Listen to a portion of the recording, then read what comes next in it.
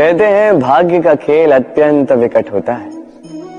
देवताओं तक को समझ नहीं आता ये खेल क्या है। हम तो साधारण से मनुष्य हैं। ठीक है, निर्णय की बात करते हैं। निर्णय लेना तो आप ही के हाथ में। क्यों? भाग्य जो है आपका निर्णय नहीं बदल सकता, किंतु आपका निर्णय ये आपका भाग्य अवश्य बदल सकता है। इसलिए भाग्य के पीछे मत भागिए, अपना ध्यान केंद्रित कीजिए आज के निर्णय पर। शांत मन से विचार कीजिए, फिर निर्णय लीजिए, क्योंकि यह निर्णय ये अत्यंत महत्वपूर्ण है। आपका आज का यह निर्णय आपके भविष्य का आधार है। आपका आज का यह निर्णय भविष्य में सौभाग्य बन सकता है, दुर्भाग्य भी बन सकता है। चयन आपका है। ये मनुष्य जब जन्म लेता है, जीवा उसके साथ जन्म लेती है। कुछ वर्षों पश्चात दांत आ जाते हैं। वृद्धावस्था में ये दांत साथ छोड़कर चले जाते हैं, किंतु जीवा फिर भी साथ देती। कार्य? दांत कठोर होते हैं, वहीं जीवा कोमल होती है।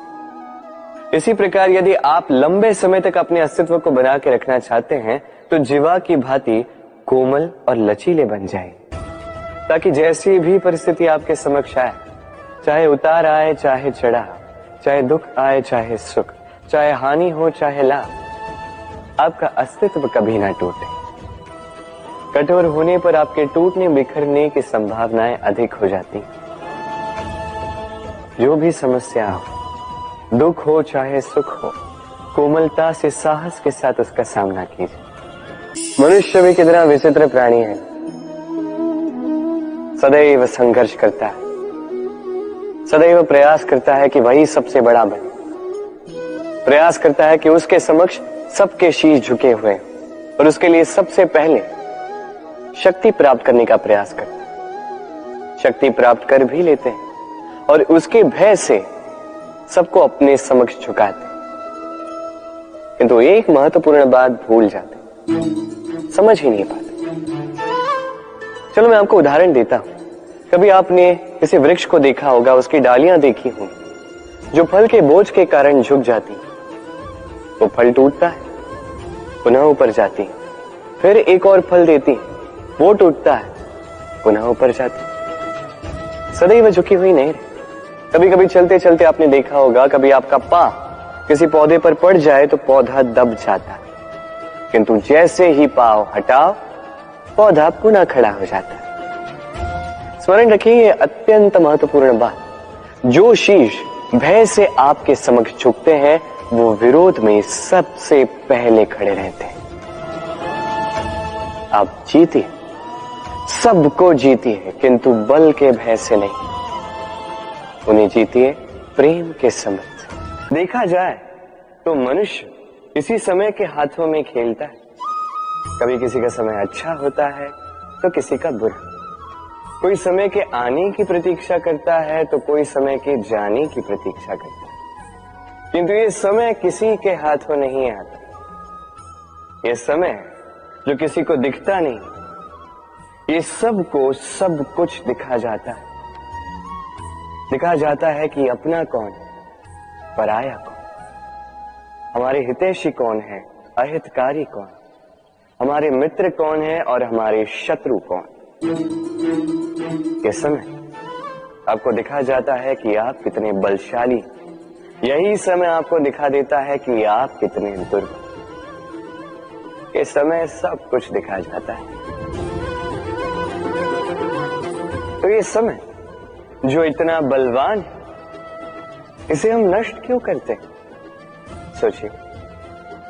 आप उठिए और इस समय का भरपूर उपयोग कीजिए, इस समय का सदुपयोग कीजिए, क्योंकि इस समय का उपयोग करना केवल यही आपके हाथों में, और कुछ नहीं।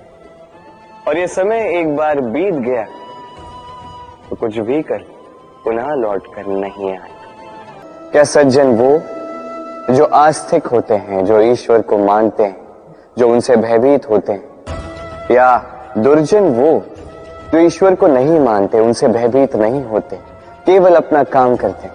आपको बता दूं कि सज्जन ना तो आस्तिक होते हैं, ना ही नास्तिक। वो वास्तविक होते हैं। तो इस वास्तविकता को पहचान और जीवन में केवल और केवल आनंद पाए। एक अत्यंत महत्वपूर्ण बात आपको बताऊंगा जिसे आपको स्मरण रखना है। प्रेम और शत्रुता यदि अति है तो घातक। हर बात में संतुलन बनाकर रखें। इस संसार को दिशा केवल वही दिखा सकता है जिसके भीतर संतोष और धैर्य की शीत हो। अब देखिए, ये अत्यंत महत्वपूर्ण बात है। ये विवेक तभी काम करता है जब मन शांत होगा, जब मन शीतल होगा। इसलिए यदि आप इस जीवन में कुछ बड़ा कार्य करना चाहते हैं तो सर्वप्रथम अपने इस मन को, इस हृदय को, इस विवेक को, इस आधार को, इस तल को शीतल रखना सीखिए। धैर्य रखिए। संसार में ऐसा कुछ भी नहीं जो आप ना कर पाओ। अथाह जल के मध्य में नौका रहती है किंतु फिर भी डूबती नहीं। ये डूबती तब है जब वो जल नौका में प्रवेश कर जाता है। जैसे जैसे जल का स्तर नौका में बढ़ता है, नौका डूब जाती है। अब यही हमारे साथ भी होता है।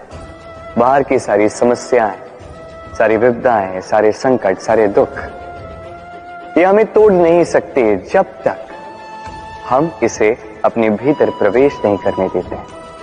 एक बार इन्होंने प्रवेश कर दिया, हम टूट जाएंगे, हम डूब जाएंगे।